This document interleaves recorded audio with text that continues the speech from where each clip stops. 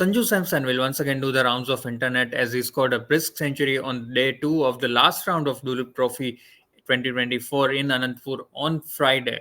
Yes, a very interesting innings by Sanju Samson there. He scored a runner ball century in Anantapur against India B while playing for India D, and his century has put India D in a very commanding position at the end of day 2 as India D made sure to score more than 300 runs there.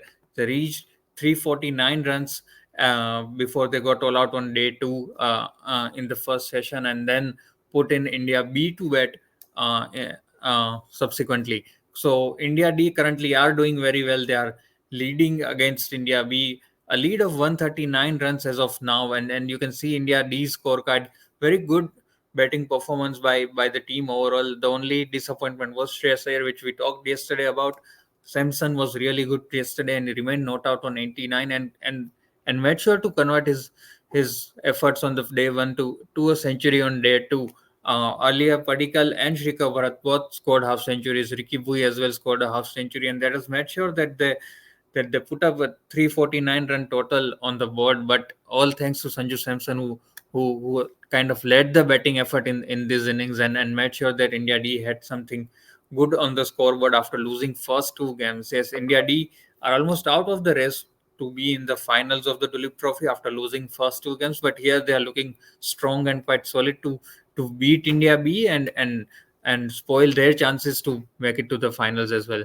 Let's just take a look at India B's batting card here. Abhimanyu Easwaran scored a century, a lone wolf kind of an innings, I would say, a century that was completely contrasting to what Sanju Samson did, considering that Sanju Samson hit 12 fours and 3 6s in his innings, but Ishwaran on the opposite side stayed in the middle, grind it out, and faced the India D bowling that was looking very good till one point in time, and made sure to stay there while others were getting out. You can see N. Jagdish and Prabhu Desai, someone like Mushir Khan, who scored that mammoth 180 in the first match, was not able to repeat it.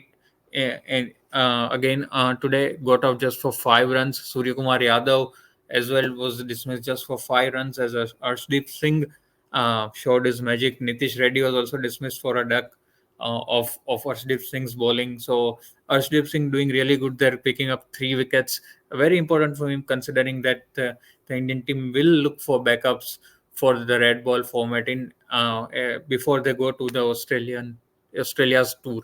So a good outing for Arshdeep Singh today, and he'll try to make it a 5 tomorrow, convert his 3 into 5. But the way Aishwaran batted out in the middle today was quite interesting, considering the situation his team was in after losing those quick wickets, early wickets. And it took only someone like Washington Sundar to come out and do what he does quite regularly. We have seen him doing that thing for Indian team as well quite a couple of times, and he repeated it once again, scoring 39 runs of 89 balls. So the more important thing here, I think, is the amount of balls he tried to spend out in the middle, at least trying to give his side some time and some breather while the others were getting out.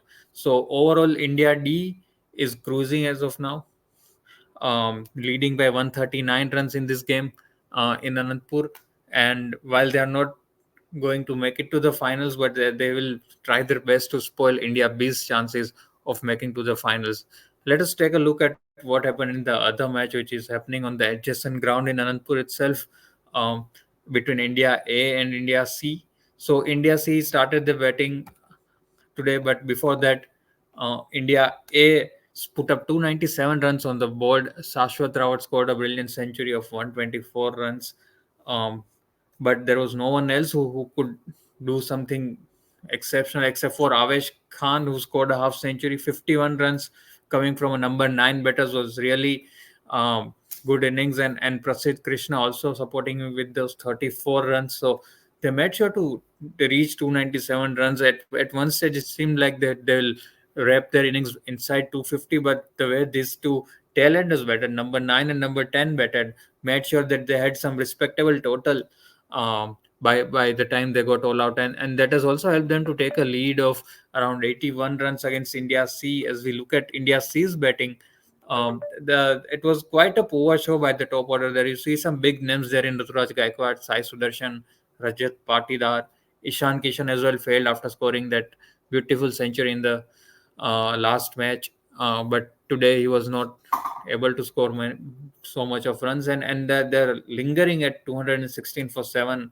at the end of day 2, and it would have been even lesser if Abhishek Porel had not played that rare guard innings of 82 runs. Not exactly a rare guard innings, considering he's a top order batsman. He's a number 5, number 6 kind of a batter for India C. But then you see the way top 4 got out very cheaply, and Baba Indrajit also was hurt and retired after getting injured while batting well on 34. So there are chances that he might come out to bat again tomorrow.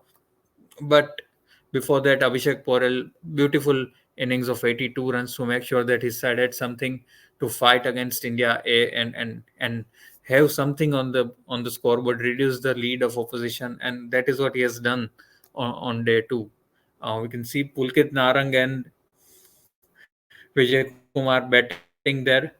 Uh, to talk about India as bowling, Akib Khan was really good, rattled the top order. As you can see, the scorecard took 4 wickets, sent back all the 4 top order batters to the pavilion, and made sure that India A had an upper hand. India A has a very bright chance of reaching to the finals. If we look at the points table, they are currently placed third, but they are on 6 points, while India B is on 7 points, and India C is on 9 points. So if India A can beat India C in this match, they will definitely have an upper hand against India C. India A will go to 12 points, and put India C behind on the points table. So quite an interesting fight this is going to be between 3 teams, specifically India A, India B, and India C, while India D are out of contention for the finals. But these 3 sides will try to make sure that they reach the final and have one more chance to bat one more outing in this Duleep Trophy 2024. So we'll bring you all the updates from day 3 of Duleep Trophy as well. We'll bring you all the updates from the world of cricket. But for that, you need to stay tuned to Cricket Next.